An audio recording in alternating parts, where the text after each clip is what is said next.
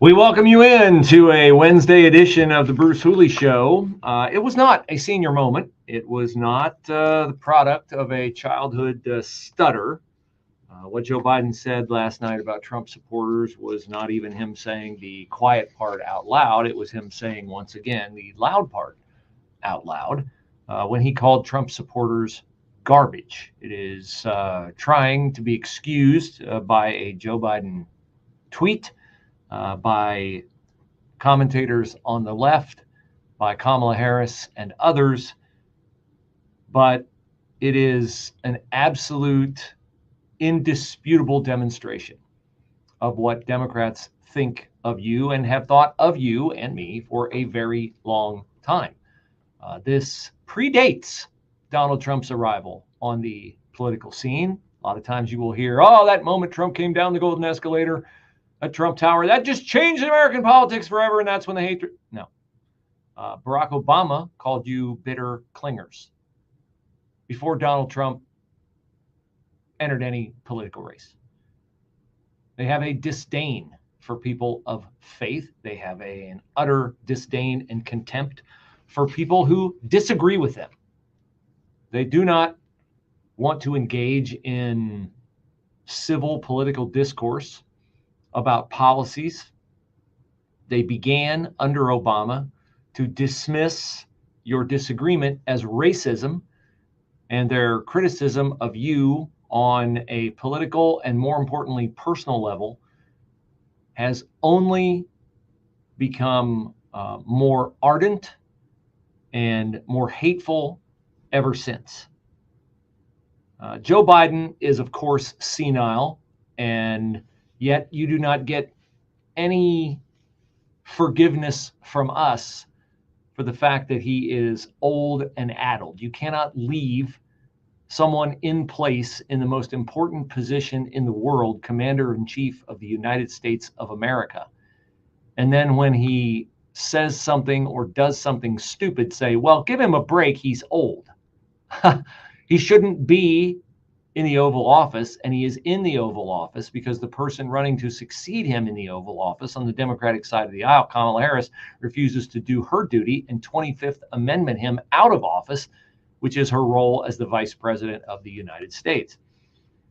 What Joe Biden said last night, and if you didn't hear it by now, let me play it for you. He is talking about the stupid an inexcusable joke made by a comedian opening for Trump at Madison Square Garden on Sunday, where that comedian referred to Puerto Rico, the island, or at least, whatever, as a floating island of garbage in the Atlantic. A comedian, an opening act, a guy Trump has never met and didn't know, and Trump has since disavowed. But Joe Biden is referring to that when he calls you, me, and anyone else who holds the founding in high esteem, who holds our faith in high esteem. Joe Biden saying what he has said before, only just now saying it in a different way. They're good, decent, honorable people. The only garbage I see floating out there is his supporters. So he's talking about Puerto Ricans. They're good, decent, honest people. The only garbage I see out there are his, meaning Trump's supporters. One more time. They're good, decent, honorable people. The only garbage I see floating out there is his supporters. So you're garbage. Now, Biden said late last night, earlier today, this is a social media post, earlier today I referred to the hateful rhetoric about Puerto Rico spewed by Trump's supporter at his Madison Square Garden rally as garbage, which is the only word I can think of to describe it. His demonization of Latinos is unconscionable. His demonization? You made a big leap there, Joe. You're talking about the comedian who said it, and then all of a sudden, the implication is you're talking about Trump. His demonization of Latinos is unconscionable. That's all I meant to say. The comments at that rally don't reflect who we are as a nation. Well, gee, that's sort of funny because I remember you, Joe Biden, at Independence Hall, September the 1st, 2022, where you had Nazi-esque lighting behind you and two imposing U.S. Marines standing there with their weapons. and you, double fists clenched, screaming, ranting, raving, and saying this. Donald Trump and the MAGA Republicans represent an extremism that threatens the very foundations of our republic. They are determined to take this country backward. They promote authoritarian leaders, and they fan the flames of political violence. And then I remember very well your speech to the graduates at Morehouse College in May of this year, May 19th to be exact, where you insinuated that all Republicans are racists. When you said to Morehouse graduates, a historically black college, they, meaning Republicans, don't see you in the future of America. We don't? That'll come as news to Ben Carson and Winsome Sears and Byron Donalds,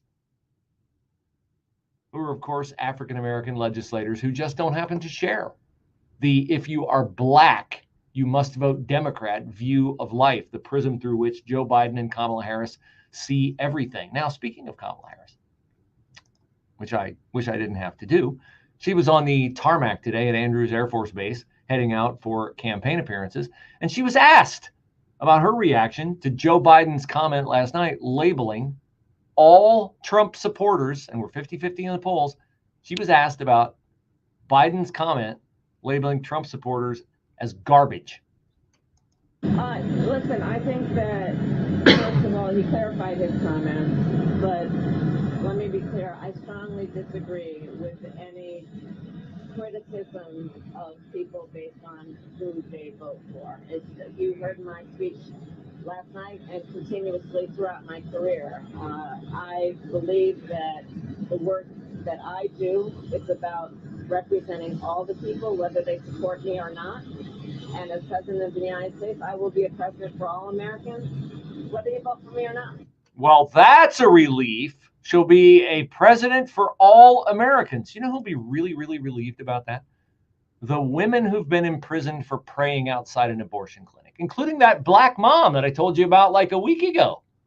She'll be really happy to know that once Joe Biden's out and Kamala Harris is in, because, you know, of course, if there's one thing that has typified the Biden administration, it is the constant infighting between Kamala Harris and Joe Biden when they go after political opponents. Like, I'm sure, you know, Michael Flynn and Paul Manafort and Roger Stone and Steve Bannon and others are thrilled to know that Kamala Harris will be a president for all Americans. Sure, she will.